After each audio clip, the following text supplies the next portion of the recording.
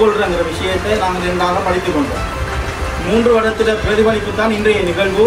இந்த நிகழ்வுக்கு நான் எந்த விதத்திலும் காரணம் அல்ல.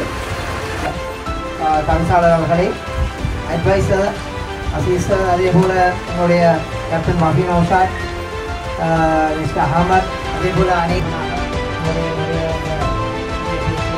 இருக்கக்கூடிய ஒரு பயிற்றுவிப்பாளர் அவர்களை முடித்தவனாக, அதே போன்று இந்த நிகழ்வுக்கு வந்திருக்கின்ற கேப்டன் நௌஷாத் பவி அவர்கள், ஆசிரியர், பயிற்றுவிப்பாளர் அவர்களையும் மற்றும் இந்த நிகழ்வில் கலந்து கொண்டிருக்கின்ற